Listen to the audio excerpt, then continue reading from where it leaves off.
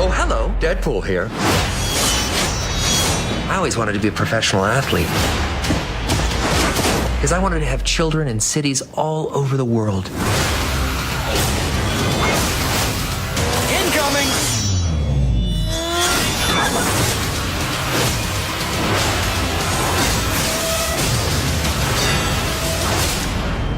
See you this Friday, America. Deadpool. Rated R.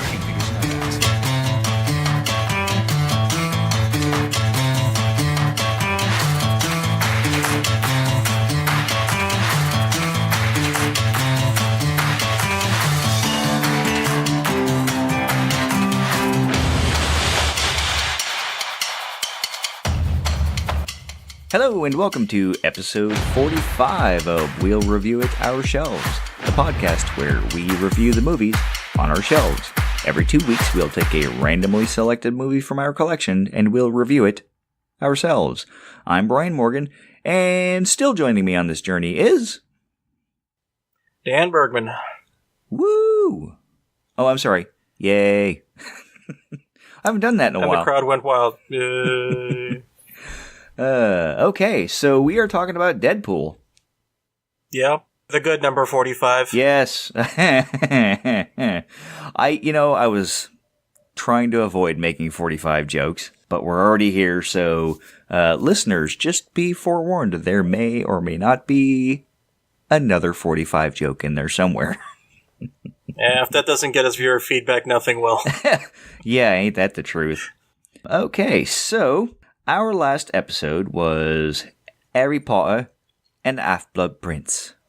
And McKenna was on that, and we absolutely enjoyed having her. At least I did. Dan, did you enjoy speaking with McKenna? Oh, yeah. Yeah, it's always great when we bring the kids in who, and not just that, you brought the kids in. I mean, this is somebody who is an avid Harry Potter fan who brings a different kind of life to the conversation. That someone like me who, enjoys the movies but is not quite a fan, I don't even know where I was going with that, but you know what I'm saying. Yeah, you're just like, I don't know, I like the movies. It's a good time. I'm not going to dive into it like some other fandoms, but it's still a good movie. At least that's the way I interpret that, so. Yeah, no, that's exactly. I mean, there's a difference between when a fan talks about something and somebody who just watched the movie and said, oh yeah, I thought it was entertaining. Yeah, there are a couple of things I liked, a couple of things I didn't like. Meh, it was a movie. It happened. Mm-hmm. So, to that point, we did get some listener feedback, and I'll cover the voicemail that we got first, because that's mildly entertaining. Not that our regular listener feedback isn't, this is just entertaining in a different way. So, January 10th, we received voicemail, and it said, if you answered yes, we can help for a limited time. Most insurance companies are now covering the complete cost of medical-grade braces. For more information on how to get your medical-grade brace, press 1, or press 9 to be placed on the Do Not Call list. So my answer to that is, if I could go back in time and press 9, I would. My other question is, how exactly do you think that medical-grade braces would fit in the Harry Potter universe? I don't know, because they don't seem to have any knowledge of dentistry.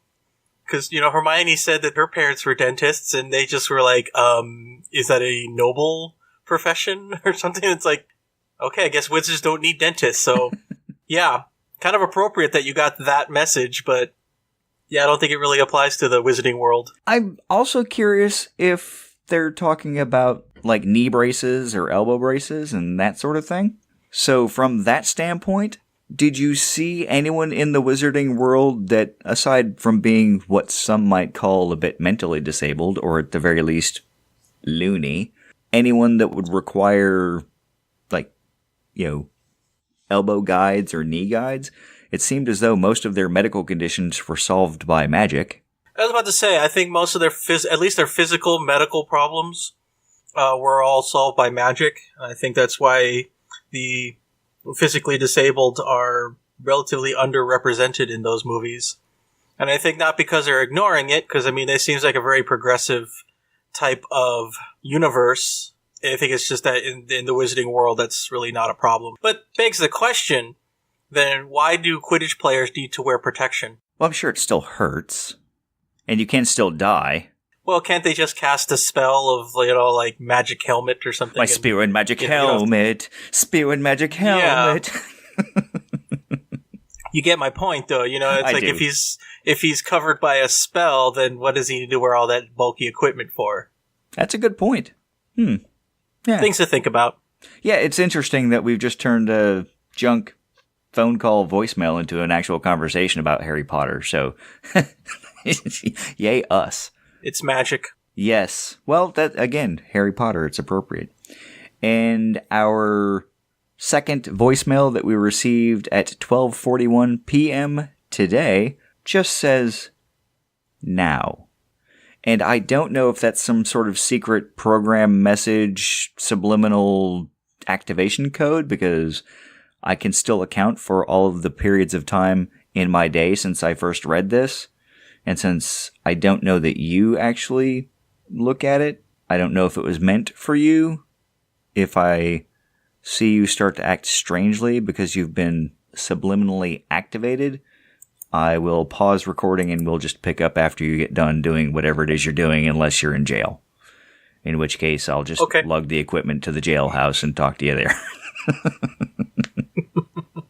So, that is all of our voicemail. And listeners, for your entertainment, I will include those audio files in the podcast inserted here. Okay.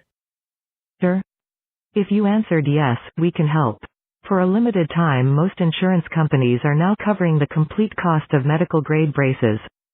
For more information on how to get your medical-grade brace, press 1, or press 9 to be placed on the Do Not Call list. Now. Okay, I hope you enjoyed those audio files from our voicemail.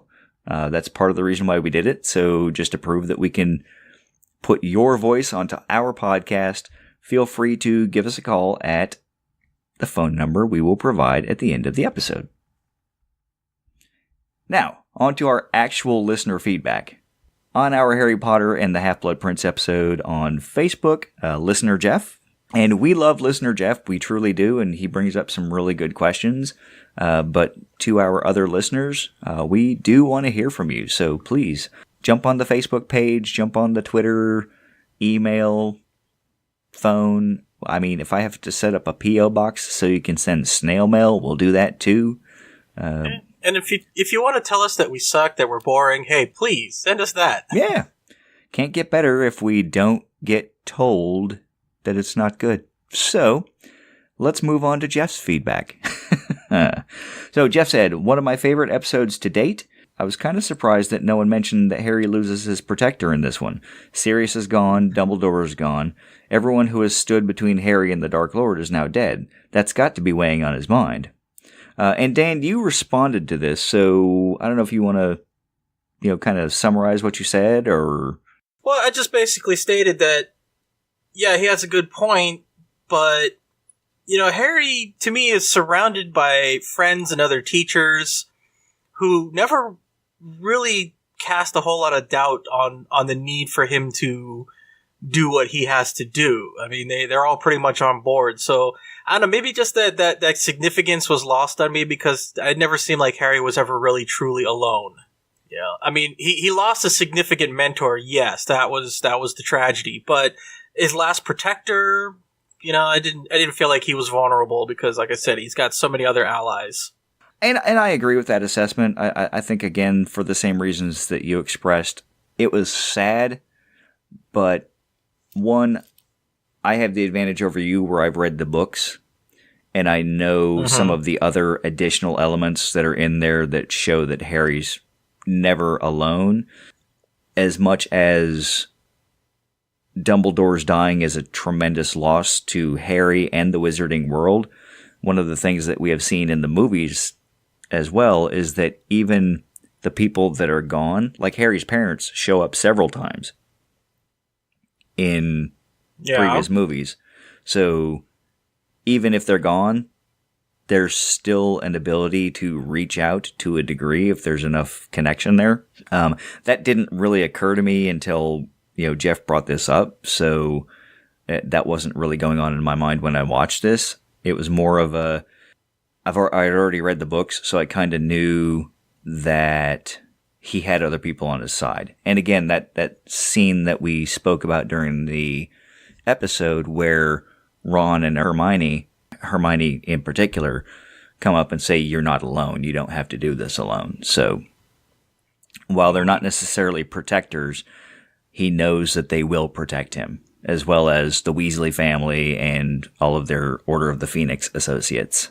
Yeah. I mean, to me, again, it's a lot of akin to, like, when Ben Kenobi made his sacrifice and Luke suddenly felt all alone, but then, in the Battle of the Death Star, he really wasn't. He had Ben Kenobi's voice. And then come Empire Strikes Back, Ben Kenobi made appearances and everything. And it's just like he was always there to show him that he was never truly alone. And, of course, he also had his friends and everything. So it's just, yeah. So I guess that's why that, again, I'm not discounting Jeff's statement, but I didn't feel it because, like you said, he's never truly alone. Yeah. But I think the big thing that Jeff does bring to light at his last sentence is that's got to be weighing on his mind. I'm sure it is.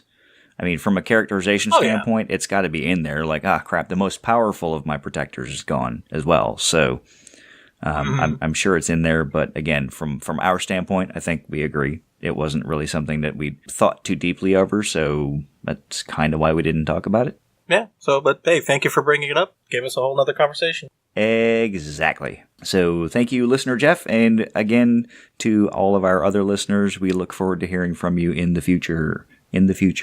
Actually, by the time you listen to this, it'll be the future, so hopefully we'll hear from you between now and then. So, episode 45, this is our listener selected random choice. Yay, magical people have given us movies to review specifically. Choice, Deadpool. And I tore through all of my old messages and all that, and I still couldn't find out who submitted this. So, listener, if you're out there and you remember suggesting this movie, let us know and then chew me out for not remembering who suggested it.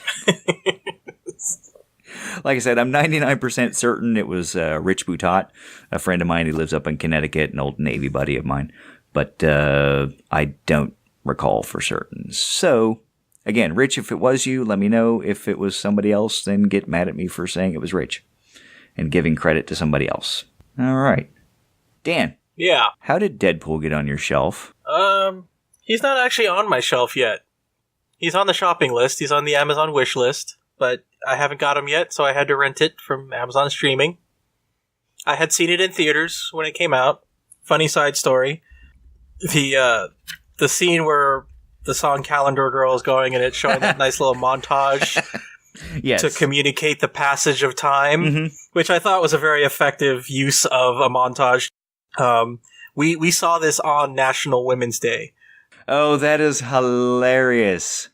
So Nina and I had a very good laugh over that scene when they said Happy National Women's Day, and we were just like, eh! I think we were the only ones in the theater laughing at that, but hey. That's hilarious. Yeah, like I said, I don't quite own it yet. Give it time. I will. I'm thinking of getting the set with both that and Deadpool 2, simple box set, special edition. Oh, cool. So yes, one day. Do you have it on your shelf? I do, in fact, have it on my shelf, which is how it got onto the list to be viewed. I mean, with the exception of Ready Player One, which we both, I believe, now have on our shelves, if I recall correctly. Mm-hmm. There's only been one movie that we've discussed that wasn't initially on our shelves, and that was Avengers Infinity War. And that was a super special bonus episode, and Endgame's coming up, so might get another one in there. Infinity War's on our shelf? Well, it's on my shelf now. Is it on yours? It most certainly is. Yes. Of course. But this movie is on my shelf because Deadpool. Comic movie. Yeah. Well, see, here's the funny thing is that, I'm pretty much like, I don't know, I was on board with X-Men at first, and this was before I knew that there was a difference between 20th Century, Sony, and MCU. Mm-hmm. I thought it was all the same. And when I realized that there was a difference, I don't know, something in me kind of clicked or whatever, and I said, I don't know, I gotta stick with the MCU. And so I don't have X-Men anymore, and I just kind of strayed away from other comic book movies that didn't jive with the MCU. Okay, fair enough. Don't know why. I'm not saying that there's a whole lot of merits. I'm sure a lot of people would have some criticisms over that. Fine, go ahead and have them.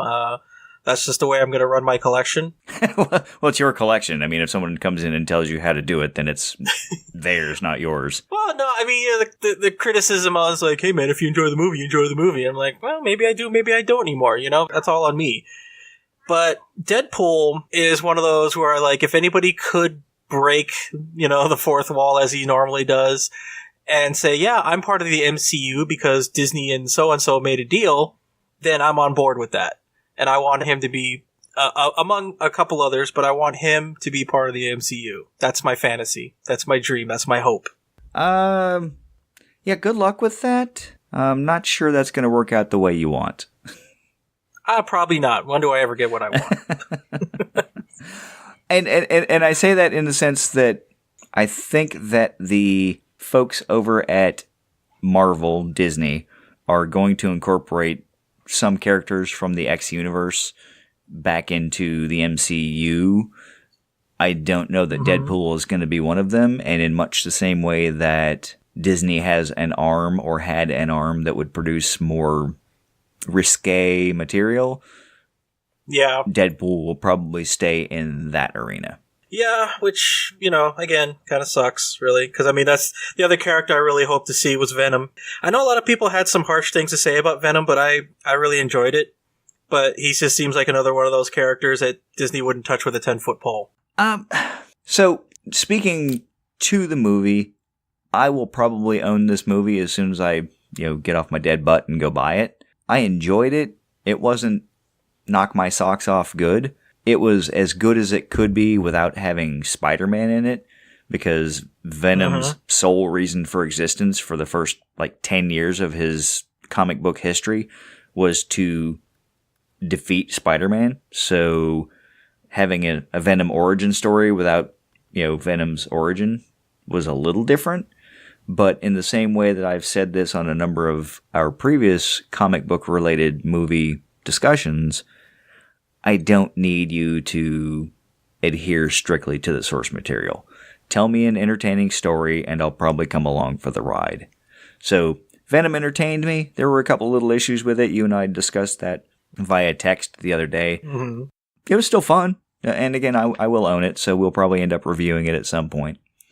But the Sonyverse has characters that, again, even Marvel can't use, which is why Sony and Marvel had to enter into the agreement to use Spider-Man in the first darn place, which I think is awesome. I mean, just from a companies working together to realize that they, yes, can make more money if they share the characters as opposed to strictly saying, no, you sold it to me and I'm keeping it. All right, jackass. Just saying, we could both make money off of this. Yeah. Well, I'm hoping that they realize that when it comes to the other character that I really want to see in the MCU. And of course, I'm not alone in this one. It's kind of cliche, actually, but to see Wolverine in the MCU. I know a lot of other people really want that as well. Well, Hugh Jackman said that he would come back for an Avengers movie and play Wolverine. So if that's the Wolverine you like. Well, who else could there be now? I mean, it's almost like saying somebody else could play Luke Skywalker or Han Solo. Well, somebody did try to play Han Solo. But you see how well that worked out.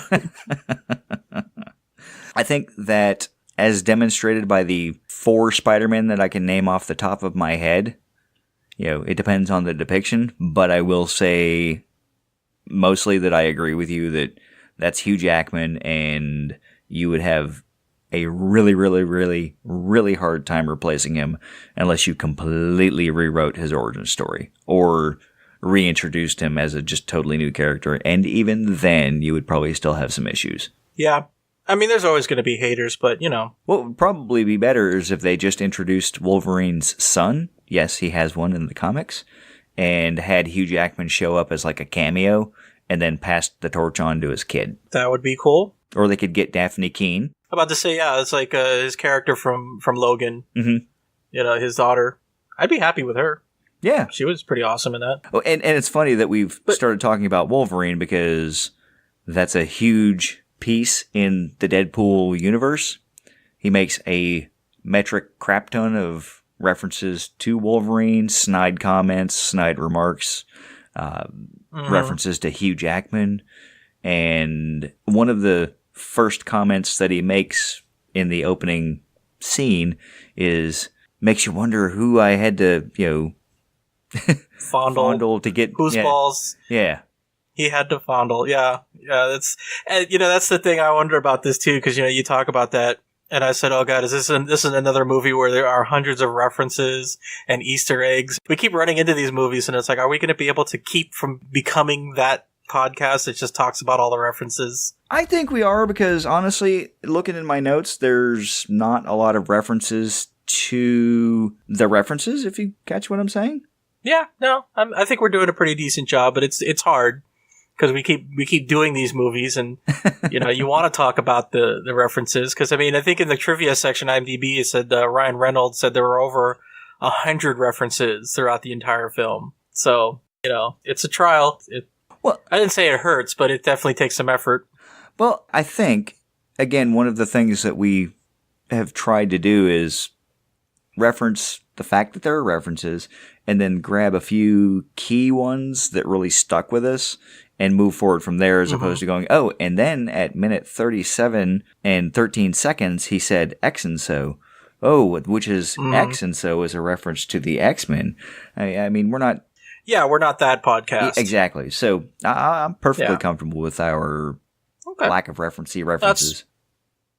Yeah, no, I'm good. I'm good with that. I like to mention homages and everything to other movies. Obviously I do that a lot, everything. But going back to your thing about the references to Wolverine and everything, but wasn't there like some sort of I don't want to say feud, but wasn't there just kind of a back and forth going between Ryan Reynolds and Hugh Jackman? Perhaps. Yeah, there was a thing. I think it was good-natured, if I recall correctly. I'll be honest, I did not research their interactions. I just knew they were there. Yeah, it's like every now and again you'll see the word feud going around, but it's like I don't remember them ever being like an actual feud, so to say. Not like some rappers feuding against each other or whatever. But yeah, it's just funny that all that bled over a little bit into real life.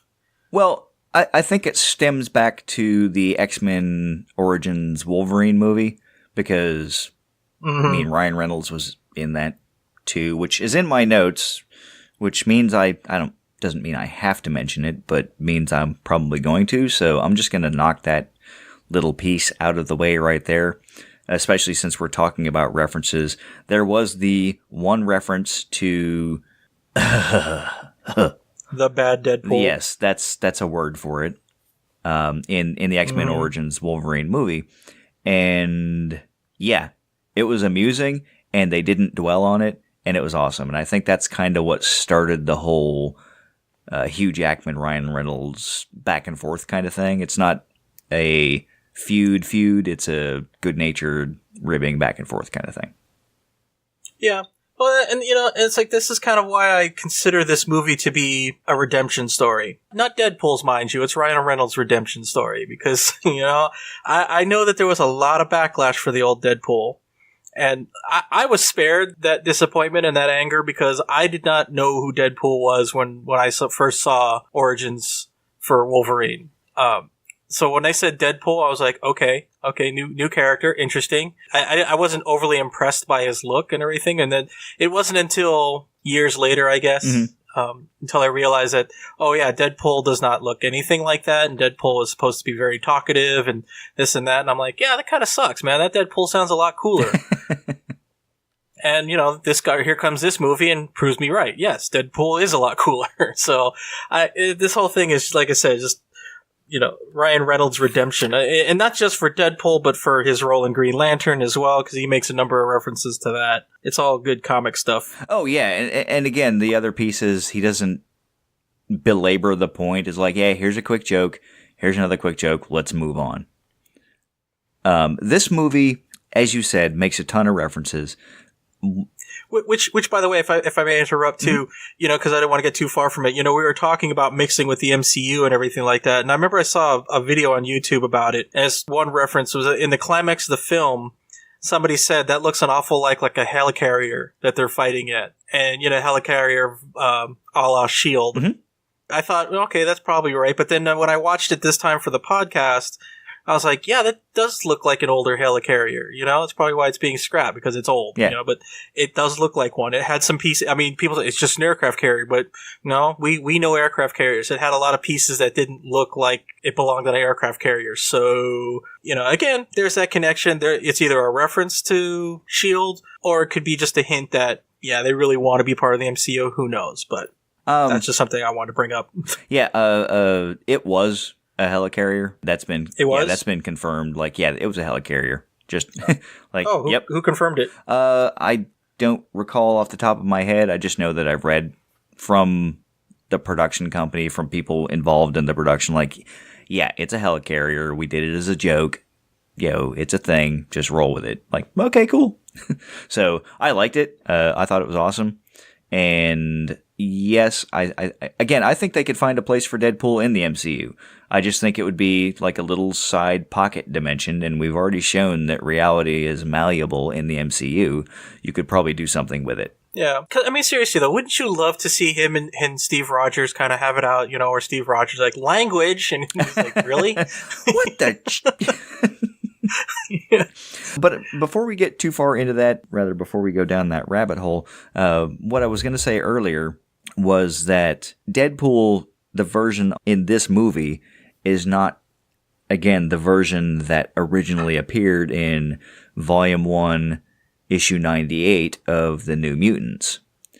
As the resident comic nerd on this podcast, I have that issue in my closet, and it's graded at a 9.2, which, depending on the market, was estimated at about like $400 or $500. So, I didn't necessarily waste my youth, but he was a lot more of a straight hitman mercenary, and didn't really get into the Merc with the mouth characterization until a few years later. That's when people started latching onto him as a niche character, and that's when he gained in popularity. So that's the version that you're mostly seeing on the screen here. Again, going back to what I'd said earlier about origin stories, or rather about just superhero stories or any movie in general that strays from the source material, this movie does not represent his comic book origin story. That one's still shrouded in some mystery, but it does involve the Canadian government and the Weapon 11 project, which is not the Weapon X project, which is the project that made Wolverine. So, theoretically, he's supposed to be better than Wolverine. I was going to say, is it 11 or is it 2? It's 11, XI. Or is it XI? Okay, yeah. It was XI? Okay. Just want to be sure. So, yeah, it's Department H of the Canadian government is where he was cast off to. So, it's, again, comics. Yeah, there's a lot of convoluted, like, yeah, we're just going to rewrite that origin. Like, well, that contradicts what you said earlier. Just shh. Just keep reading. So, what they did in Deadpool 2, again, there's a relationship between the two characters in that movie, and we're not going to go into that. At least I'm not planning on it. I don't know if you were going to mention it or not. No. Okay, it exists. I wasn't planning. It exists. It's on the list. We'll get to it. But a lot of the stuff that happens in this movie as far as an origin is parallel, but just a different organization doing it. So he still has the cancer.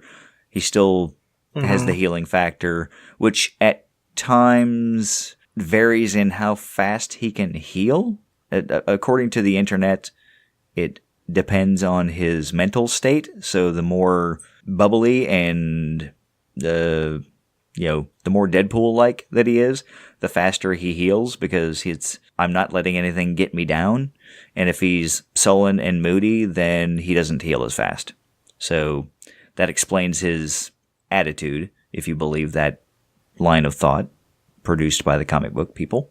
That makes sense, considering some of the movies where it's like in his low points in the movies when he has to regrow a limb. Some seem to grow faster than others. One of the funniest jokes ever made in a movie. Which one? The hand jokes. Oops, you weren't meant to see that. One of the other things that I did have in my notes, and I know this is kind of a sidebar conversation, but I'm just going to ask the question to see what you think. Healing factors for superheroes. Okay. In every superhero movie, it seems as though whatever caused them to be a superhero in the first place gives them some form of accelerated healing. Let's face it, Steve Rogers is never too broken for too long. Got it. Not to the degree of Wolverine and Deadpool, but still, it seems like they always heal quickly. Okay. So, speaking specifically to Deadpool, why, if I'm a normal human and I break my arm and it's flopping all over the place, if I just let it heal and let it flop down, it's going to heal wrong. It's going to heal in a weird, awkward angle.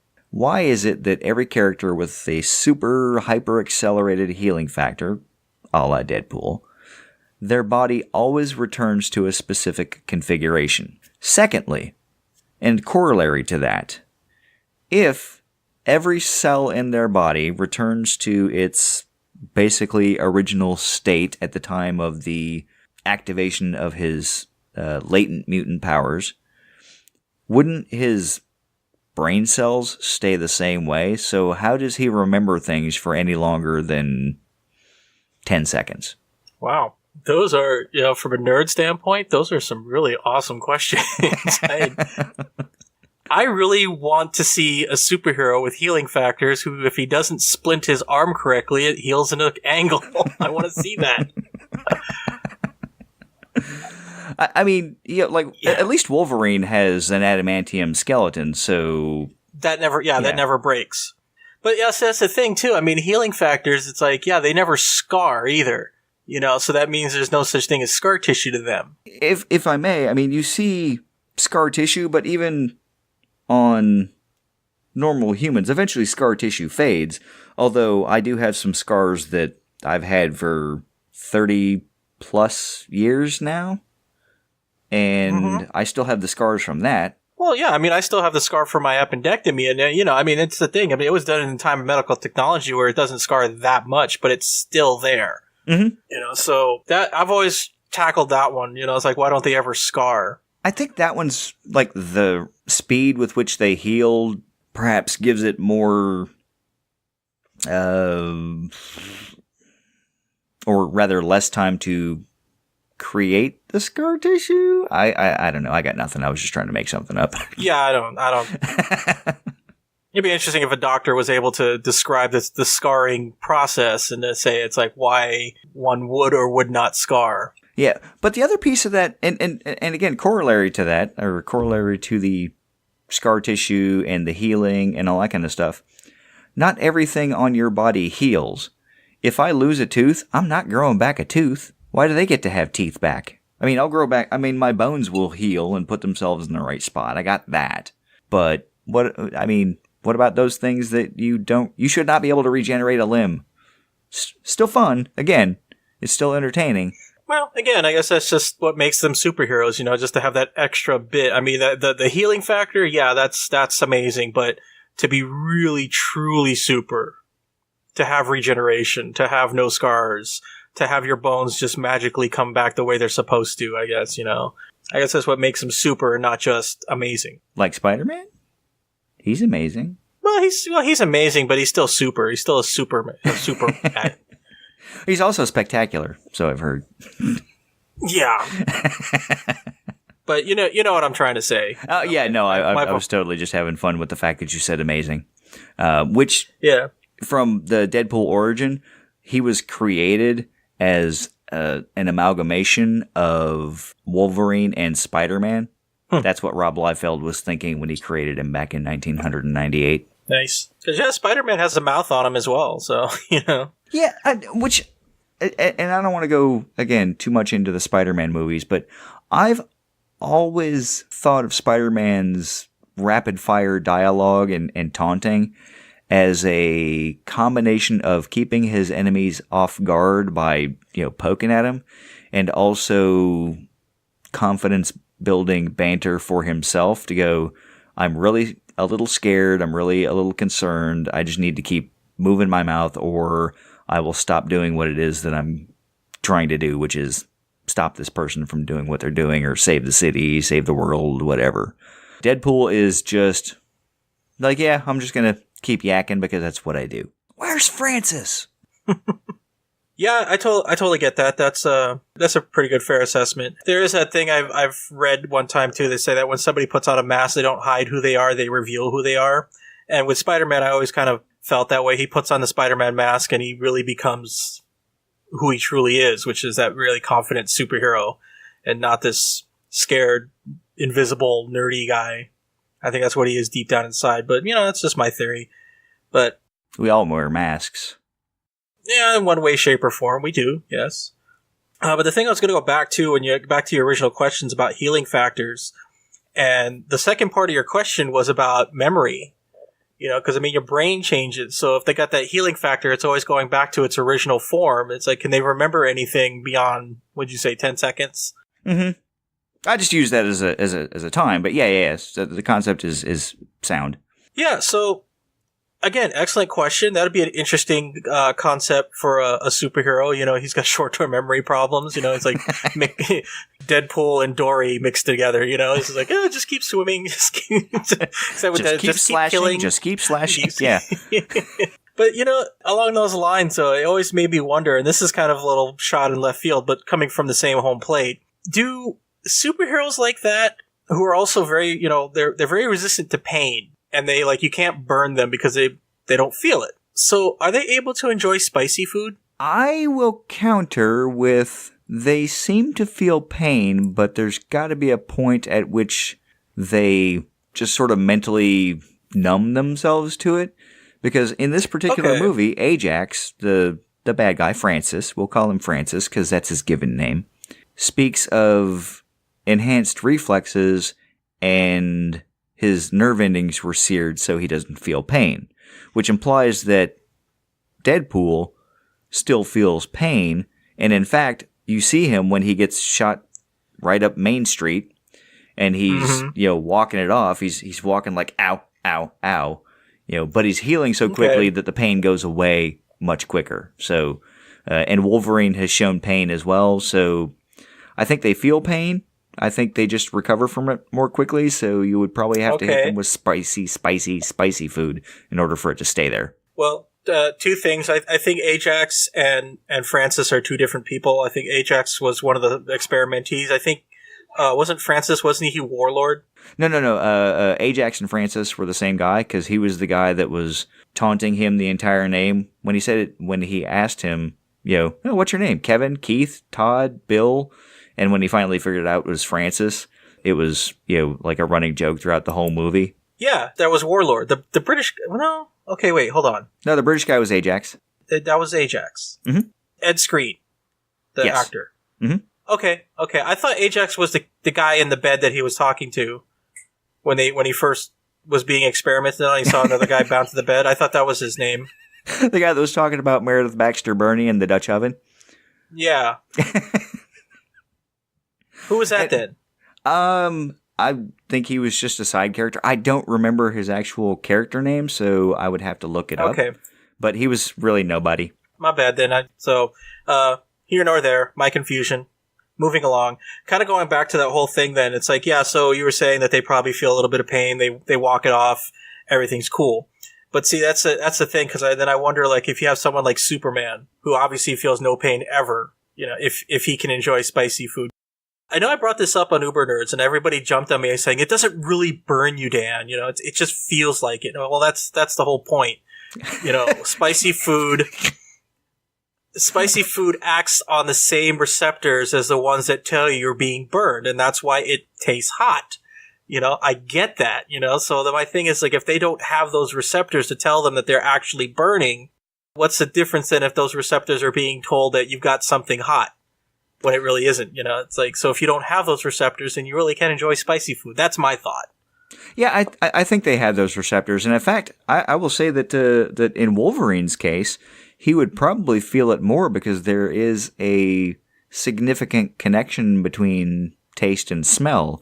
And Wolverine has a very heightened sense of smell. Okay. Yeah, that's true. So Wolverine, good. Good. Wolverine can enjoy spicy food, so get him out for some good Mexican or Indian. Oh my God, I had Indian spicy food when I was in Singapore in 1991. We were on deployment. Yeah, we were on deployment. We were on our way back from Desert Shield, Desert Storm, and we stopped in Singapore, like you do. And some of the guys on the ship wanted to go to an Indian restaurant.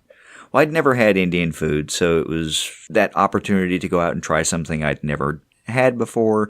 And they said, we got to warn you, it's spicy. I said, oh, well, I'm not a big fan of spicy food. So, I'll look at the menu and kind of ask the questions. And, thank God the people in Singapore, or at least the waiters that we dealt with, spoke English. But I was able to convey, I'm not looking for anything spicy. Kind of got the eye roll, why are you in an Indian restaurant? It's like, because I'm with them. But anyway, and they had a scale. And, one little spice indicator was not so spicy, 5 was super duper hot, and I assumed that if there was nothing there, then it was spice neutral. You're like, nah, it has taste. It's not spicy hot. Like, okay, cool, I'll give that a shot. So they had basically meatballs made out of lamb, and there was no indicator next to them that said they were spicy or not. So I'm like, I'll give those a shot. Like, I've never had lamb before. It's kind of like a meatball. I like meatballs. Lamb is meat. This will work out great. Oh, no. No. It was either completely mislabeled and should have been, at least in my mind, off the charts, or I'm a great big weenie and spicy food is my arch nemesis, because I took about a half a bite and I was like, oh God, this is terrible. There's no flavor to this except hot. And I hate to admit it, but I think I went to McDonald's after that, because I just needed something, like neutral, and like I just need food that I know for a minute. So, no, there's no actual food value in this. I just You needed anti-flavor, yeah. It's like matter, It's powered by anti-flavorons. So, yeah, that's my spicy food thing. But I think, again, that Wolverine would probably enjoy that. I think Deadpool has the capacity to. I don't think Ajax does, but I don't know for sure, bringing it back to this movie again. And, yeah, it's a good question. It's an interesting question that I don't know that I ever would have come up with myself. Just, I like the healing factor question. No, I do too. That's definitely something to explore, especially in super hero movies in the future. What's that? It's an L-shaped arm. What are you doing with it? What happened to your... Oh my God! Why is your leg like that? I don't know, but shall I use it for good or for evil? And that's the thing. That'd be my luck if I ever get a superpower. It's like, oh yeah, you'll heal really well, but unfortunately, you have to have a splint while you do it, or else you'll look like that. Yeah, everything has to be guided back into place. Yeah, son of a. Or we have to keep re-breaking it. Yeah, you could have told me that earlier, but no, you waited till this happened. Thanks. Great, that was not in the book. We thought it was obvious. Yeah. It's like those prescription drug commercials. Possible side effects include bleeding from the rectum, bleeding from the eyeballs, bleeding from the rectum and the eyeballs, pooping from your eyes. What? Anyways, moving along though. So that being a good segue for my next question on this, the scene where Deadpool was essentially being born. Deadpool looks the way he does. It's in the amidst of a fire, in the place that did the horrible experiments on him. He kind of wound up naked. Does that remind you of another movie? V for Vendetta? Thank you. That's exactly the movie I thought of too when I saw it, and I'm like, wow, very similar. Which brought the question, it's like a lot of people say, a lot of these superhero movies are all the same thing. The origin stories, almost the same thing. It's just another version of such and such. And so, obviously there are differences that, we look at and we say, yeah, that's why we still keep going to, because it's just enough differences to keep us interested. Same thing with video games. A lot of people say, oh, it's just another first-person shooter. But no, there's differences and everything. So I get it. I'm not the one. But my question is there truly anything out there that is absolutely original that nobody has ever done before? From an overarching conceptual standpoint, no. I mean, all stories are fundamentally similar. Conflict, resolution. It's about presentation. That's why we like some movies that are, as you said, origin stories, and we don't like others. If you present it to me in a way that I haven't seen before, or you present it in a way that the actors make me feel as though I'm going on this journey with them, or at least create some sort of emotional bond, like I'm invested in whether or not they do the right thing, then you've told me a story that I'm going to pay attention to. I mean, all origin stories are origin stories. I mean, you have to have, a thing that happened, or a person, a thing that happens, and a reason they do the thing they do afterwards. In the case of superheroes, they have to have the motivational, impetus to go out and be heroic. For villains, it's usually a little bit different because they were already basically heading towards that direction. They just, either happened to get powers, or through their cause to be evil, they gave themselves powers, or, did something that, caused them to get powers. So, well, yeah, a lot of them are lab accidents that got them pissed off at something, and that's why they're evil and have powers. Mm-hmm. Yeah, I mean, look at Doctor Doom. Cosmic rays. Yep. Or at least in the movie. Yeah. In the comic books, he's just got armor and mystic connections. Some guys are just really big douches. Yeah. No, but yeah, I like I said, I mean, you've heard me talk about character archetypes, and a lot of these things go back to ancient times when, the only way to tell stories was word of mouth, and people were designated to remember the story so it could be passed down because, well, you didn't have books, you didn't have television or anything. So, no, I like that assessment of yours, and that's kind of why we have several different religions instead of just one, because it's all about presentation. One, the same exact story presented in a different way, and that's why people are killing each other over it. Or with the emphasis on a different syllable. And I say that, kind of as a joke, and it's fun to say, but if you look at any story, and I'll go back to our Harry Potter and the Half-Blood Prince episode, you and I came to two different thoughts about this. So your religion would be, I think it's like this. My religion would be, I think it's like this. And unless we can figure out a way to mutually coexist, then, we're going to fight about it and go, you're wrong. No, you're wrong. I mean, in the episode, we had a little bit of a conflict of opinion, but in the end, I mean, we kind of came to the, look, I disagree with your opinion, and you disagreed with mine. There were parts that I agreed with and parts that you agreed with. So yeah, ultimately it was presentation as well. Mm-hmm. So again, it goes to emphasis on the proper syllable. Okay, I can get on board with that. You're damn right you can. I'm sorry. So kind of wrapping that up for a moment, on a rewatch, and we talked about telling the same stories over and over again, and this is kind of why this question sort of jumps into it, because we're rewatching a movie. So we're basically seeing this story for at least the second time. I know I've seen it far more than 2 times. Third time for me. I've got you beat on that by a factor of 10. Yay!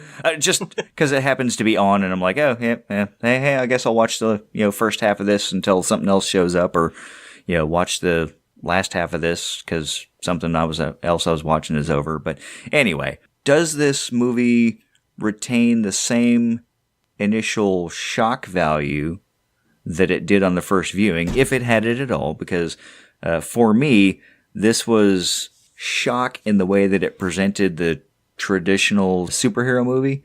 I mean, let's face it, watch Avengers, you do not see the F-bomb dropping every third or fourth line. And to that end, if it had that shock value, did it retain it on your third watch and on my 30th watch? Well, for me, shock value doesn't really pertain to me. I like shock, but it's not that it shocks me like, oh, he said the F word, If anything, I watch this with wondering about the people around me. So it's kind of the empathy discomfort or whatever, because it's like, Nina is not a fan of dropping multiple F-bombs, which, okay, I get it. How we stayed married, I don't know, but... But love can build a bridge. So, yeah, in the midst of watching this movie and everything that happens in it, yeah, I kind of, side-eye every now and again, wondering, it's like, oh god, is she going to walk out? Is she going to be pissed off, In this showing, watching it for the podcast, it was still there. So, I guess if that answers your question, yeah, it still retained some of it. I still had the side-eye every now and again, it's like, Listeners, because you cannot see the video, Dan just got smacked as Nina walked by. And she's threatening my life again. Call the cops! Dan, I don't want to be that guy, but as we discussed earlier, this is coming out in our future, probably in about a week and a half, so I don't know if they're going to be able to do anything by then. You may want to seek something more immediate if that is your concern. So you were saying side-eye, and then you got slapped. I don't know. I said what I needed to say. Okay. I say from a humor standpoint, the jokes still landed because you kind of forget some because, again, this is so full of jokes. And yes, lowbrow humor. And let's face it, fart jokes are funny. I think we've said that before on this podcast. Mm-hmm. It's a thing. They really are funny. There's a couple of really pointed comic book references that I think, again, going back to something you had said earlier, if you know where the reference comes from, it just makes it a little bit funnier. But it's funny on its face, so it just adds another level. Like the reference to X-Men Origins Wolverine, not specifically a comic book reference, but, if you don't know what that means, you're just like, oh, look, he's got a little weird action figure. That's odd. That's kind of amusing. And then they move on to another thing, which is why I really appreciated that, because they did not focus on it. You did not have to see X-Men Origins Wolverine to know that was mildly amusing, and then they moved on to another joke.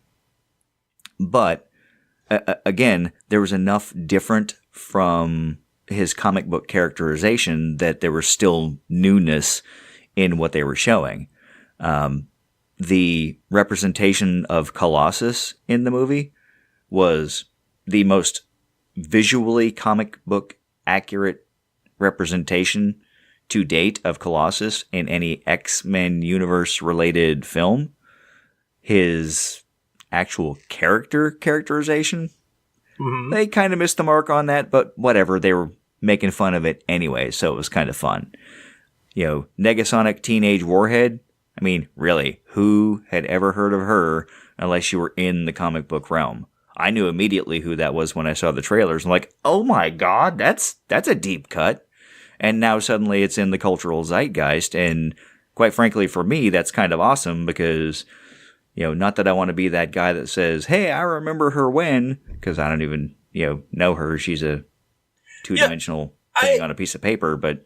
So kind of going back to the character of NegaSonic Teenage Warhead, I mean, obviously I'm not a comic book fan. I didn't know who she was. I thought she was pretty cool in the movie and everything. But I did see a reference saying that the name came from a song from the band Monster Magnet. I don't know if you remember them. They were pretty cool, but they were kind of short-lived. I think one of the band members died, and they no longer continue. But even IMDb says NegaSonic Teenage Warhead was named after a song by the rock band Monster Magnet. So my question is, how old of a character is she in the comics? She's not that old, but Deadpool's not that old either. Okay, so Monster Magnet was like from the 90s, early 90s when I was still in the Navy. So yeah, okay, so that's totally plausible then, huh?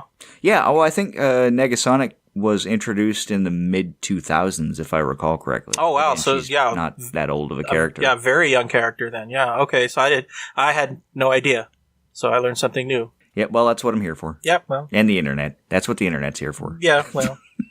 You're slightly more entertaining than just looking on the internet. Well, thank you. Thank you. Listeners, if you find me slightly entertaining, please.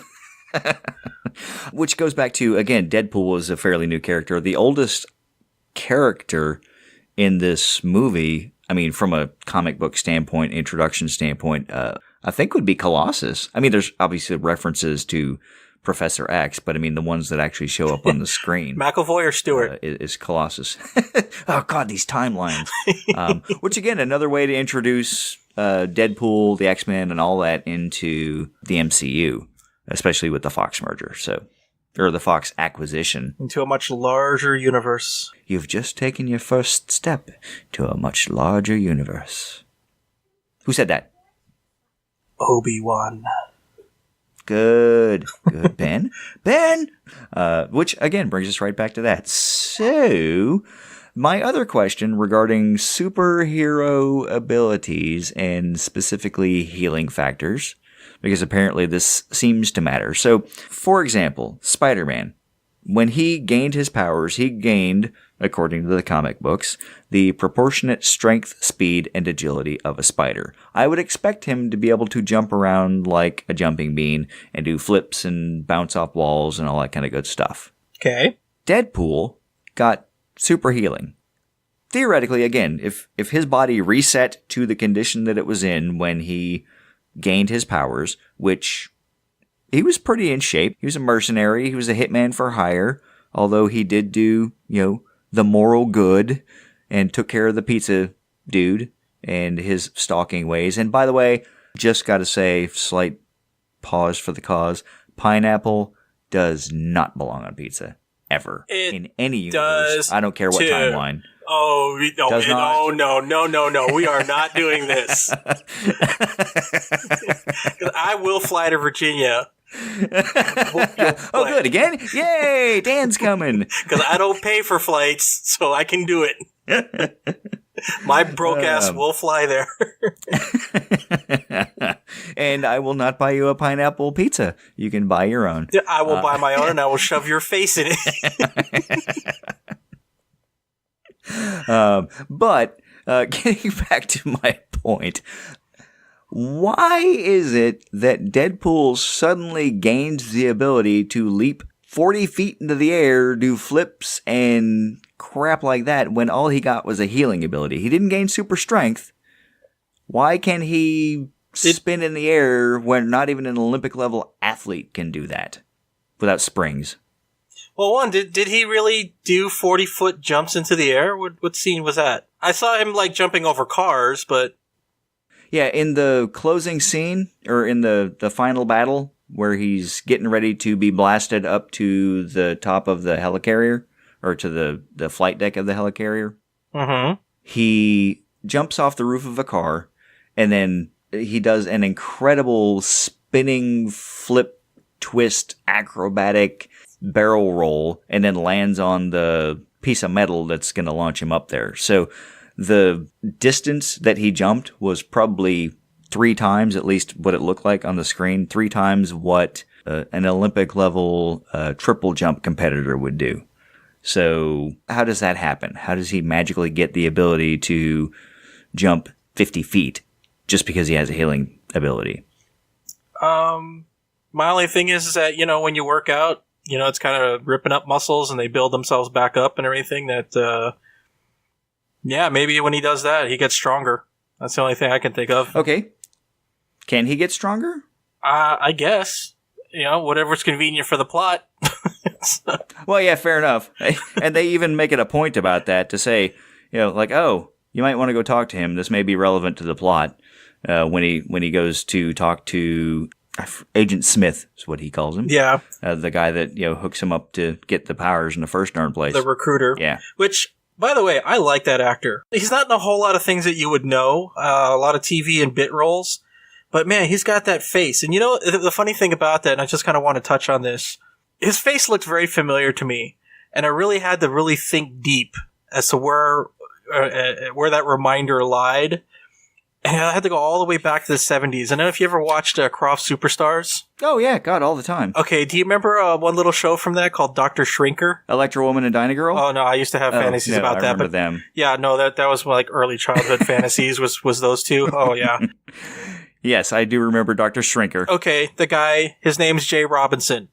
Another bit actor who played a lot of different roles. He was in Star Trek, the original series, but yeah, Dr. Shrinker playing that evil scientist, everything. He looked, to me, if you ever looked the two up, they kind of have similarities. That And I just... Oh, no, I watched enough Dr. Shrinker. I can picture him in my mind. Mhm. And, yeah, that I can see the resemblance in my mind's eye. So, yeah, when I saw the recruiter and he kept calling him, he called him Agent Smith. Didn't he call him something else? He called him a couple of different things. I mean, again, joke a minute. Yeah, so I was looking at it, I was like, yeah, who does he remind me of?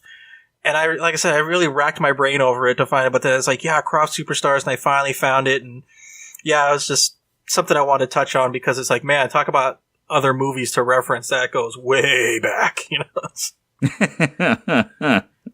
Nice. Yeah, that is deep into the childhood. A lot of time spent on those. Those didn't last very long either, and that made me very sad. Yeah, those were a lot of fun, but, I'm serious. Somebody really needs to tap back into it and see if they can do, like, remakes. And I think if you get the right person to do it, I think something could be a lot of fun. Yes. It has to be presented in a similar way, I think, but you could take it in a different direction. Somebody did a remake of Electro Woman and Dynagirl on the internet as like a fan production. Really? Yeah, I think they made 7 or 8 episodes. Oh. I would have to go look it up, but I do know it was a thing. I don't remember how many episodes they made. I will have to look for that. Yeah, just a little piece of trivia. Electro Woman was played by Deirdre Hall, who was on Days of Our Lives, and my mom watched the crap out of Days of Our Lives. Oh, yeah, mine did too. I saw her later. I'm like, hey, it's Electro Woman.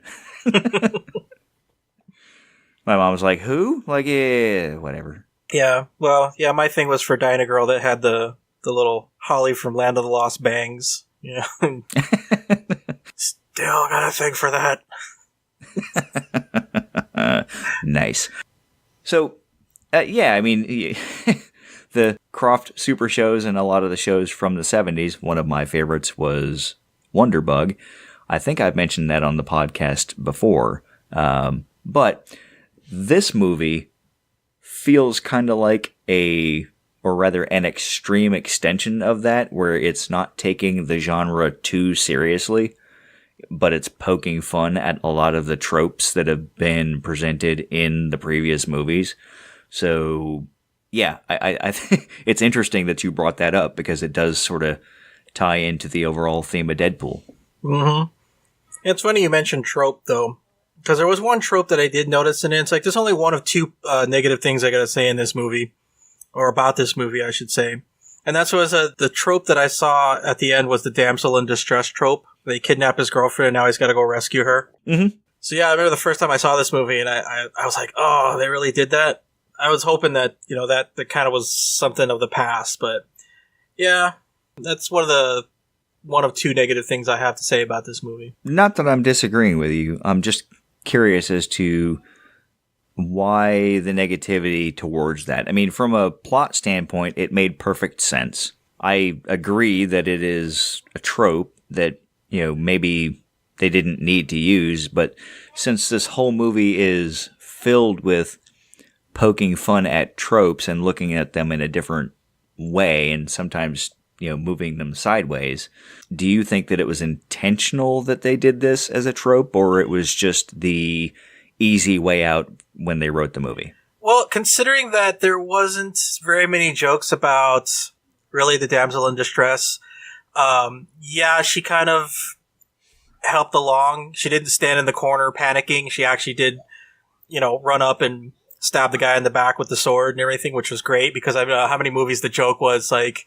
hey, anytime you want to jump in here, help out, it's like, yeah. So at least but again, of all the quips and all the jokes that went out, I really didn't see very many coming from Deadpool about that. So that's why I still kind of was like, came out of it and says, okay, that's kind of a negative thing. If they had made jokes about it and said that they were aware of it, would have been a different story, but I didn't see a whole lot said about it. And that's why it's still something on my mind. Do I think they did it on purpose to be a joke? Again, for that very reason I stated, I don't think so. I think it was just so ingrained in the culture that they didn't think about it. And I think that's what's even more annoying is that they just thought, oh yeah, it's a convenient plot device, let's just use it. I'm inclined to agree with you. And in addition to them making quips about other tropes and not making quips about this one, because there's even the part in there where he's standing there, oh, superhero landing, Mm-hmm. wait, oh, God, that's so hard on your knees. But nothing about, like you said, the damsel in distress. So, yeah, I completely agree with you.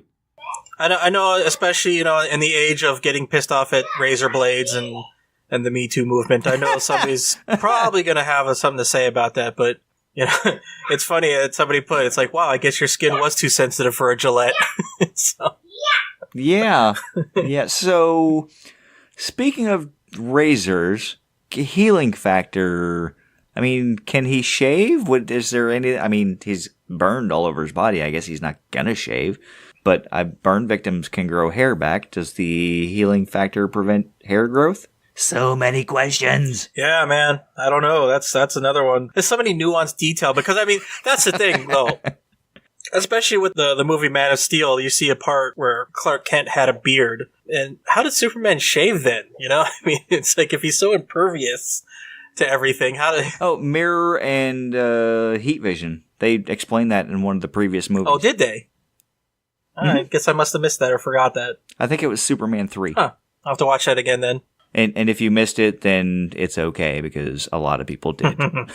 But if you missed Superman 4, yeah, consider yourself lucky. Anyway, so which, by the way, is on our list of movies to review at some point. So, fair warning. Okay.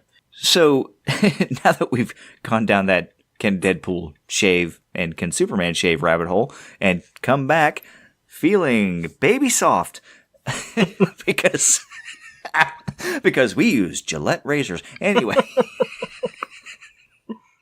for all your toxic masculinity needs. Wow, this is so going to date the podcast, but that's okay.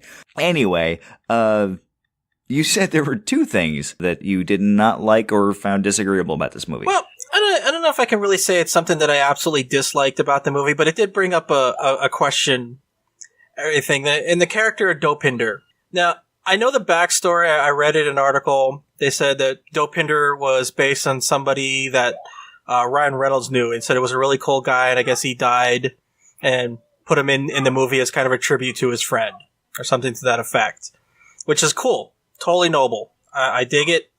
More of it. But it just kind of, just watching his character just kind of went back to the like, wow, Indian people being the butt of a joke. And it's like, that's kind of what he was. Dopinder was kind of the comic relief in a very comical movie, but, he just was like this naive, he was a taxi driver, kidnapped his cousin, and everybody, and he couldn't find love. I don't know. It just seems like that, the ethnic humor it seems kind of dated. Probably the only thing in this movie that really did make me feel just a little uneasy, and then conversely to that, the badass villain having the English accent. Yeah. Oh, that was a trope on purpose, though. I mean, if as much as the damsel in distress thing was probably not, or at least it didn't feel like to me and you, I think that was specifically a thing that they did on purpose to make fun of. That the English guy was the villain? Yeah. Okay, but I don't know. What do you think about, Dopinder? It's just like the Indian guy being the naive butt of the joke. I'm on the fence. I mean, you bring up a valid point, and it makes me wonder if it's one of those jokes where you have to appreciate the intent behind it. And I say that in a way that is not trying to enable people to make, inappropriate jokes or inappropriate stereotypes, but are you doing this because you want to point out in an ironic way that this is a stereotype and yes, we know it? Because it seems to be that way. Or are you just doing this because, well, that's what Indians do. They drive cabs and they own 7-Elevens and, and they own convenience stores like in The Simpsons. It's kind of when do we draw the line on what you can and can't make fun of, and when do we appreciate that if we don't bring this out as, again, the ironic tropey stereotype, we're not going to make people aware of it. So more importantly, from since we are a movie-based podcast, if you watch movies that are set in New York and you look at the cab drivers, or you watch movies, or rather television shows set in New York, most of the cab drivers are Middle Eastern. I can't tell you the number of episodes of Law and Order where there was a cabbie that was murdered who happened to be Middle Eastern, or they had to get into a cab and the driver was Pakistani, or things like that. That's slice of life kind of the way it is. Now, will that change in the future in the same way that we look back at some things that were funny in the 70s but aren't funny now and go, oh God, that's so wrong? Mm-hmm. Or is it just simply a matter of they were grabbing that because it was a stereotype and just putting it out there like, yeah, but we'll get an Indian character to do this. I think, again, it comes from time and a place and where we are as a society. Because if you look back at Revenge of the Nerds as an example, and I was thinking about this on my way home today when we were, because I knew we were going to be talking about this, and I kind of thought this might come up. In the 80s, there were a butt ton of people that laughed at Revenge of the Nerds. Okay. Hell, I laughed at Revenge of the Nerds. It was funny. I'll still watch it and go, I remember when that was funny. But now you look at it and you go, oh, this is really, problematic is not really even remotely the description you want to use. So, your heroes in the movie are actually very horrible people. Yeah, they're breaking into the sorority and planting cameras throughout the entire place, and then watching them the entire time. Your lead character has non-consensual sex with Betty or whatever her name was, and we're all okay with it in the end because they're nerds and they won the day. And again, you watch it now, you're like, did I? That's and you end up feeling really horrible for laughing at that at one point. Yeah, and you're like, but if you look at it now, or if you look at Deadpool now, it's funny. Who's to say that in 30 years they're not going to watch this and go, oh my God, that's so wrong. Again, it depends on the time, and it depends on what their intent was when they put that character in the movie. Yeah, and the thing about it though is even though I bring up this concern or anything, and of course hearing the way you're describing it and the ever-changing zeitgeist, and I can put the qualifier on as like, like you said, in New York, a lot of them by fact are Indian and Middle Eastern. It's just a fact of life and everything. At one point, where's the stereotype and the reality meld together? Everything like that, and I'm not saying that they have to put in a disclaimer or something in the movie that shows that, he's just a guy who's just getting through life, and this is the job that he has. I don't know where I'm going with this exactly, but I'm just saying that, it's not as bad as I'm saying. I'm just saying it was there. That's how it made me feel. And it's something to bring up and something to discuss. Okay. I'm not saying this movie is horrible because of it. I liked it. Yeah, I do like his character, and I do like the dynamic. I like that, especially in Deadpool 2, that they're still friends, and that, he actually, I want to be part of X-Force, Just on that point alone, I like the fact that they didn't forget about him as a character, and they, kept him going. So, yeah. If anything, that shows that he's got an investment in, or rather, he is a character that we should be invested in, and not just the, dare I say it, the token minority character that does a thing. Yeah. So, good on that. So there is positive, even that one negative. So, yeah. And speaking of reoccurring characters too, Blind Al, his roommate. Can I just make a confession about her? Before I saw the movie and I just saw the commercials, I could have sworn that was Nichelle Nichols. Yeah, I agree. Under the same impression, I was like, oh my God, that's so cool. Oh, wait, that's not her. It's still cool. I know. It's like, I thought, I was like, oh, she broke out into movies again, and she's in a really cool, oh, that's not her. Okay. Yeah, and again, talking about characters from the book, or the comic book in this case, to the screen, Blind Al is a very different character in the comic book than she is in the movie. But again, I don't really care because she was entertaining and fit well in the movie. Yeah. Well, speaking of other characters that weren't exactly like the comic book, I did read, and again, I'm not a comic book fan. This is just other little articles and trivia that I read. But Vanessa, played by the ever beautiful Morena Baccarin? Sorry if I pronounced that incorrectly. I believe it's Morena Baccarin. Baccarin? Okay. I first saw her in the TV show Gotham. She played the character Lee. Really? Love interest to Jim Gordon. You don't recall seeing her anywhere else before? She was in that short remake of V. I remember her in that. But where else? Are you thinking somewhere else? No, another television series, also short-lived, whatever. Firefly. I never watched that. Oh, well, it's on the list, so at some point you're going to watch it. Or at least a couple of episodes. There's a huge fan base for it. I saw a couple episodes with my cousin Bill. Yeah, really, really good, but never really caught me like it did other people. So I know there's a huge community that loves that show. But okay, well now that I know she's in it, I'm going to watch it.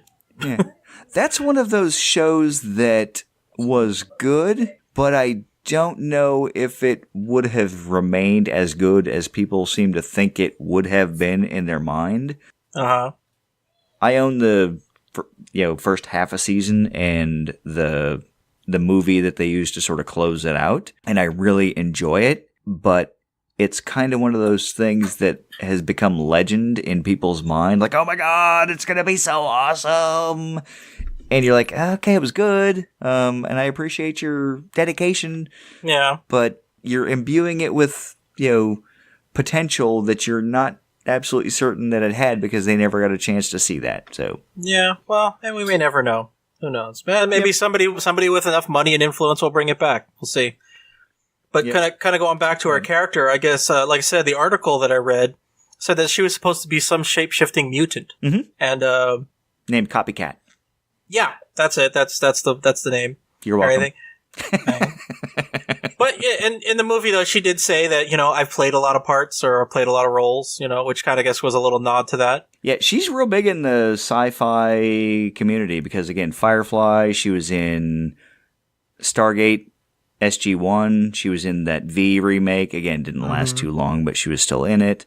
Yeah. She's done a lot of work in the science fiction, comic booky, these same overlapping fandom kind of things. Yeah, she's got the cred. But yeah, like I said, kind of going back, like I said, to the characters that aren't exactly like that. I guess she's in it. Be glad of that. Yeah, well, to that point, they haven't explicitly said that she's not Copycat. So, if they make a Deadpool 3, it's entirely possible she could be, or she could not be. I mean, again, doesn't bother me. Well, hey, more likely now because at least in the cutscenes, or was it the after credit scenes? I forget which, but from Deadpool 2, Deadpool has the ability to use Cable's time travel thing, and so he might create an alternate timeline where she is Copycat. There we go. See, there you go. Again, problem solved. It opens up so where's my check? many things. Hey, Fox, call me. I just solved your continuity problem. Let's have it. Yep. Time travel. It's all good. But, speaking of other characters, too, there was that one that I had no idea who he was till I did some research, because the question was, who the hell is Bob? Oh, Bob!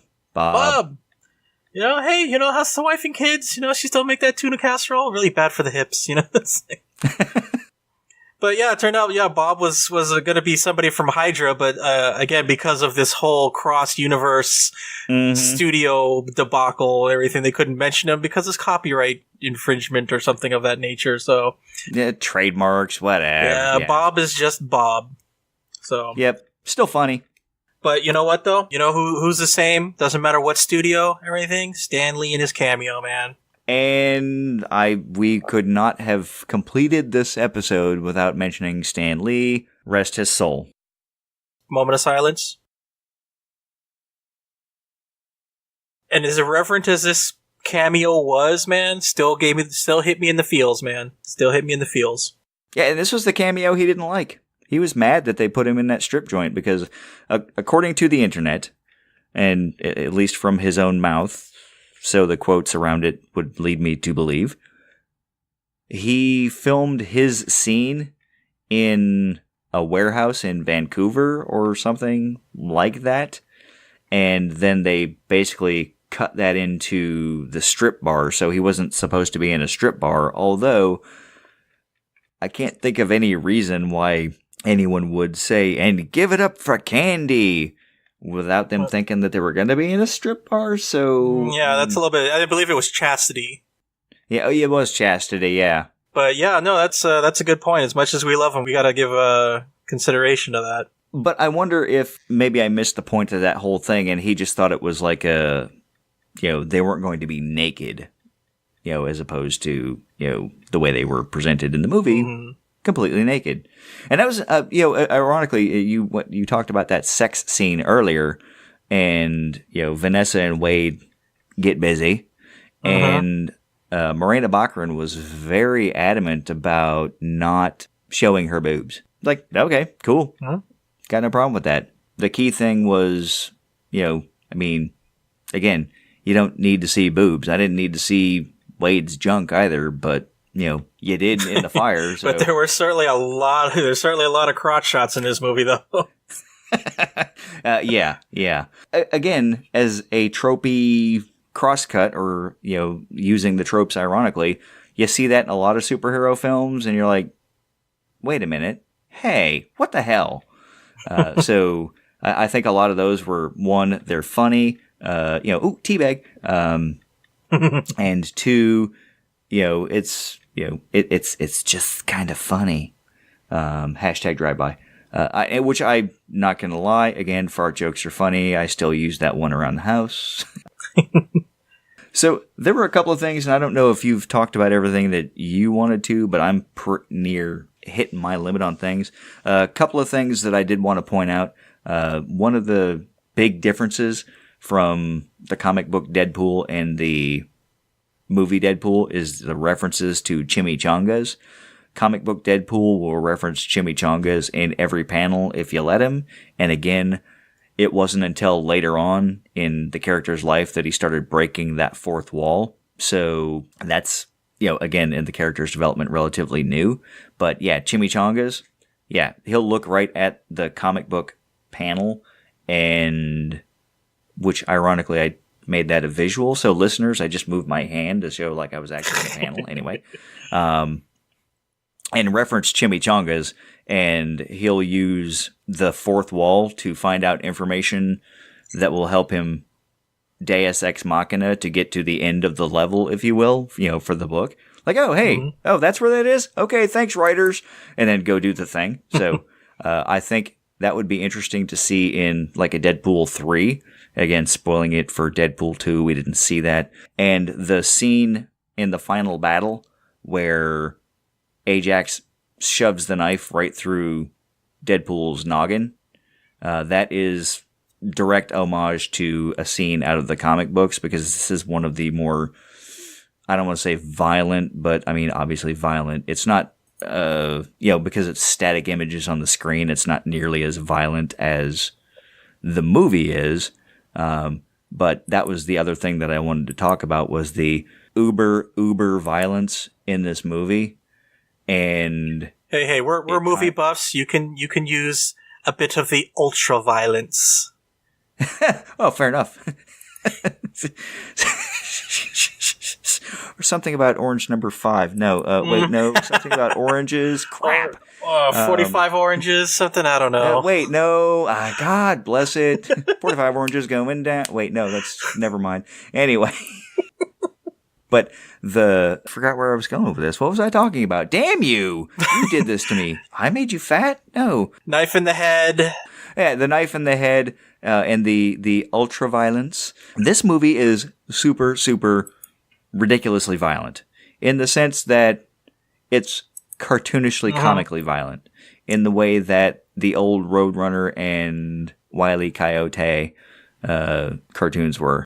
Yeah, it's just kind of like Sam Peckinpah. I don't know if you remember him. No, refresh me. He was a movie director. I mean, he was around from 25 to 84, so I guess, from the 70s. Used to make these movies that were not just ridiculously violent like this, but I mean, unrealistically so. I mean, it's just like, you see the old westerns where somebody gets shot and they just go, oh, and, they go down. Where this one, it's like somebody would explode a water balloon full of fake blood into like a paper cut. I mean, it's like that's how ridiculously unrealistic. I mean, Tarantino kind of follows along his influence, which just kind of a footnote and everything like this. I like how this movie went back and forth in time like a Tarantino flick did, at least for the first half. So I just wanted to mention that. That was actually in my notes. I was going to ask how you felt about the flashback scenes. Like, hey, this is how we got to where we are. Yeah. So, but, like I said, it just seems like, the amount of ridiculous and, dare I say, comic book violence in this and everything just kind of reminded me of that. It's just like, okay, we're going to be violent, but we're going to be so ridiculous that nobody's going to take it seriously. Yeah, and the thing about that is, goes back to something that some people have talked about in the X-Men movies, specifically with Wolverine and his razor-sharp adamantium claws. Like, look, I don't care how careful you're being with anybody ever, but there is no way to use foot-long claws out of your forearms in a way that's not going to chop somebody up. You can sell it like it's not violent, but it is. So for this movie to take that from the soft view that we had in some of the X-Men movies and take it up to 11. Yes, exactly. It is exactly what this genre needed for a shot in the arm to go, hey, look, we can make an R-rated, ultra-violent movie, again, for the humorous aspects of that violence. Not that violence is humorous, but you know what I'm saying. I mean, it's all comic violence. It's not, we know it's so extreme that it's not real. But they can take that and leverage the ideas behind it to make Logan another R-rated superhero superhero movie rather, that was filled with a lot more emotional arcs as opposed to, again, approaching it as comedy. It opened up a lot of doors, this movie did, for future superhero movies that I think came at a fantastic time when the MCU could have fallen into the trap of, or rather, and in a way they kind of have. I mean, MCU movies, much as I love them, do kind of fall into that same, good-natured, like, hey, it's, family-friendly violence, if you will, where Deadpool is not. But it showed you could have other aspects to that. And if the MCU remained the dominant force and no one put out a movie that would attempt to compete with them, then Deadpool wouldn't exist. And if Deadpool didn't exist, then you wouldn't have Deadpool 2, obviously. Mm-hmm. But you wouldn't have Logan, and you wouldn't have a number of other things that other movies have tried to introduce into the genre. Well, two things I got to say to that, though. One of them being, he does poke fun at this, the way that you're saying the superhero movies, the way they were so squeaky clean, Steve Rogers language and everything. He makes a joke about that because of why he doesn't want to join the X-Men because of, I forget his exact line, but you guys are Boy Scouts or whatever. He does poke fun of that. So to that effect, yeah, I think you're right. It was the shot in the arm that the genre needed to maintain its relevance and to keep people's interests. Because, you wouldn't have Logan, which a lot of people thought was a great redemption for Origins Wolverine, which, a lot of people didn't like. Yeah, I hear the moaning and groaning. You were one of them. But my thing is... I still own it, just saying. Yeah, well. But see, here's the thing, though. And again, this is one of those things where it's like, really, guys? Really? Me? Everybody was saying, oh, Black Panther, the first African-American superhero. And here you're going to talk about Deadpool being the jump into Marvel comic characters bringing in the violence. Why does everybody keep forgetting about Blade? It's interesting that you say that because I was actually going to mention Watchmen as well, because that was, hyper stylized Zack Snyder movie and that sort of thing. Because Blade exists pre-MCU, and while Blade has got the same level of violence, he exists independently and is not tied to the MCU or the Foxverse. And I say that he is in the comic books and he does exist in that universe as a comic book character, but from a movie standpoint, he's independent and isolated. Well, we need to change that. We bring Blade into the MCU. So him, Venom, and Deadpool can be together. I want to see that. Be happy with that. And maybe Wolverine. He can tag along. You're going to have to call, now just Sony and Disney. I think they could probably get together and figure something out. If Disney can't do it, nobody can. Well, Disney will just buy Sony, so it's all good. Yeah, eventually. But, talk about ultra-violent comic book characters, though. I just want to bring up one thing that came to mind as you were talking about the ultra-violence. There was one comic book that I remember seeing way back when, and you totally reminded me. I don't know if you've ever seen a comic book called Faust. No. Okay, same name as a classic literature about the guy who made the deal with the devil. But he was like a total ultra-violent anti-hero who had, by the way, claws in his arms like Wolverine, which was kind of like, what came first? Except he has 2 versus 3. But yeah, man, his comic book pages were just full of hack and slash. And like in one comic book, the first one, he was cutting up a bunch of people in some restaurant and everything. Took one guy, stuck his head in a deep fat fryer. It's just like, whoa. And then of course ripped the cook's skull off and threw it at somebody, and I'm just like, whoa, this is, so yeah, the ultra-violent comics, not a new thing, but, I guess we'll give the credit to Deadpool, though. Going back to Wolverine and his, we'll call it bloodless interactions, a lot of that stemmed from the period in time where the Comics Code Authority had the final say on any comic books that were released into the universe, and they were kind of like the Motion Picture Association of America's rating systems for comic books, and if you didn't get the Comic Book Authority's stamp of approval, you couldn't even release the book until... In fact, Stan Lee was, if I recall correctly, and listeners, again, if you know more than I do, which I'm sure you do, let us know.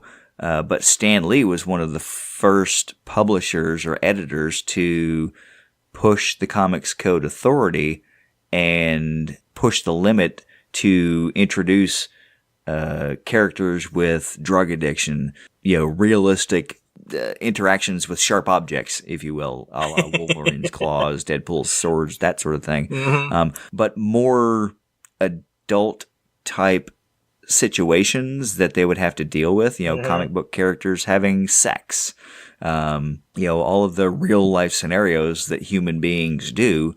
And as such, gave way to characters like Deadpool and some of the other extreme depictions of man's baser natures, if you will. I mean, the hyper-violence and that sort of thing. So, yeah. And Deadpool has a soft side, as obviously seen in this movie and in the comic books.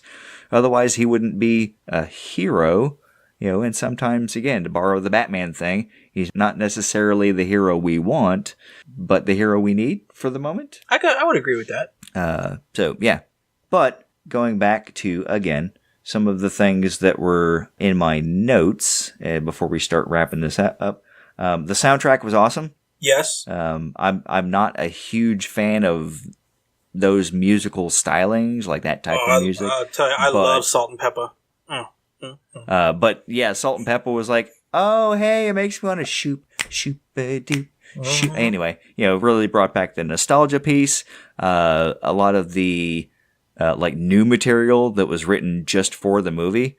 Like, okay, you know what? I like this. As much as I may or may not like other artists in that genre, I really enjoyed the music and it fit the movie.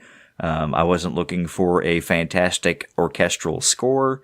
And ironically, one of the notes I have in here, going back to that whole question about Deadpool healing and about the violence. One of the whole points of this movie is that with great power comes great injuries. Being an actual superhero causes injuries, especially when you try to punch an 8-foot tall organic steel Russian or kick him or, whatever you want to do. I was just glad you didn't try to headbutt him. But yeah, so that's actually just about everything I got, except the other thing that I truly appreciated about this movie was the viral marketing campaign that was apparently spearheaded by Ryan Reynolds. And it was, again, from my readings on the internet, a labor of love by Ryan Reynolds to get this movie made. And he leaked the first 10 minutes. That whole freeway scene was leaked. at like Comic-Con or something to get a fan reaction so that he could get the justification to go back to the producers to make the whole movie. And that's just, again, it shows through in this movie that he was having a lot of fun doing it, and that, again, the people on this cast and crew were dedicated to putting out, a fun movie. Yeah. And, one thing I just want to say before we close up on this one, too, and it's like, this is just, something to say, a little blurb I came up with in the trivia section. And as irreverent as this movie is, there's all kinds of people out there who like to say they're anti-PC or whatever, but I already know my issues on that. Mm-hmm. But the scene where they were talking about the Deadpool, who's going to die, everything, the original thing in the script was to see when Amy Winehouse was going to die. But as we know, Amy Winehouse actually did die. So they totally wiped that out of the script. Because why? It's unnecessarily douchery or whatever, the word insensitive gets thrown out and everything, but not cool. And you still had a good movie even without that and everything like that. And to me, that just shows that, that's the character. You can have an irreverent movie. You can have, the dirty jokes or whatever you want to call them, the dark humor, everything, but you don't have to be a douchebag doing it. Yeah, exactly. And that's, something that so many people don't seem to understand is douchebaggery has its limits. Mm-hmm. And yes, we will find things funny, but that doesn't mean that we're going to find everything funny, and it doesn't mean you got to be a dick all the time. Yeah, it's like, it's one thing to have what others would consider offensive humor, but we're not being offensive just for the sake of being offensive. We're not looking to specifically offend people.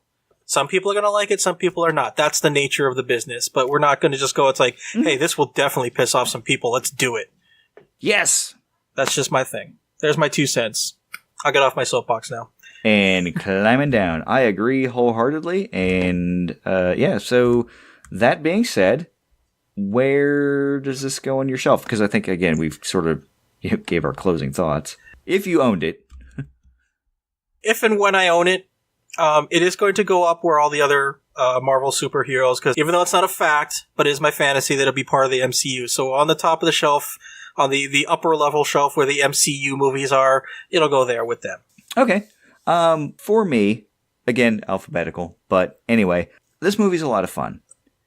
It stands up well on a rewatch, even though you've already heard the jokes before. I don't think it's something you can watch, back to back to back to back to back to back to back. And still find funny, but you can still see new things in there because you were laughing at one point and may have missed something.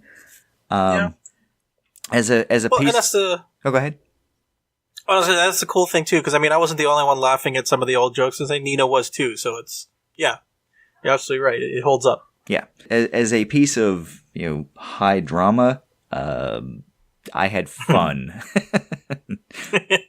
So for that reason, I'm gonna put this. Wow. God, emotionally, I'm just gonna put it just slightly ahead on the second shelf, and really that's an emotional attachment because, again, comic book movie. I think they did a great job. Does it have issues? Sure, why not? You could pick apart the continuity of things and stuff like that. But again, it's a lot of fun. It came at the right time in the superhero genre craze to give it a shot in the arm and keep it alive for another, hopefully 5 to 10 years, because movies tend to travel in cycles. Like there were westerns for a while, and then they died, and then they came back, and I think this was the right movie in the right place at the right time. And again, not leading edge of the second shelf, but just slightly ahead of the middle of the second shelf. Okay, that's a good place for it. Yeah. So with that, shall we find out what we are watching for our next episode? Absolutely. Okay. Conspiracy theory. Oh, conspiracy theory. I'm not familiar with that one. Mel Gibson, Julia Roberts. Really, a Mel Gibson movie? I'm so sorry. Would you like to use your trump card on our 45th episode? I'm gonna have to.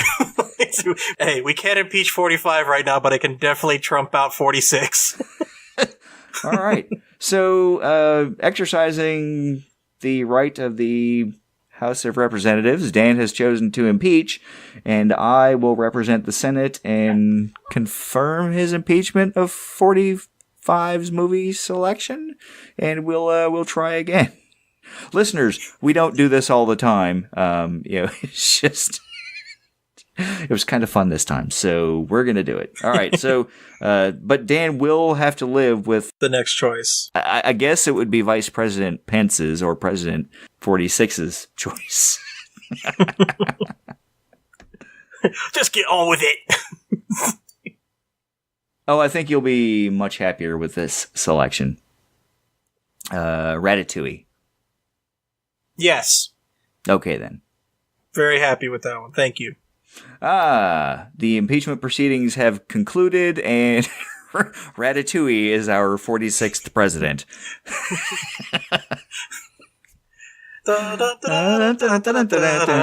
In France. Interesting. He's not native born. This could be a constitutional crisis. Crap. Anyway, so... Oh my god. All right, listeners, if you have a problem with any of the jokes that we just made, or want to discuss Deadpool Actual, Deadpool the comic, or any other references that we discussed in this movie, or any of our other previous episodes, feel free to jump over to Facebook and check us out on our Facebook page. Hit us up on the Twitters at OurShelvesW. Email us at WRIOS2061. Correction.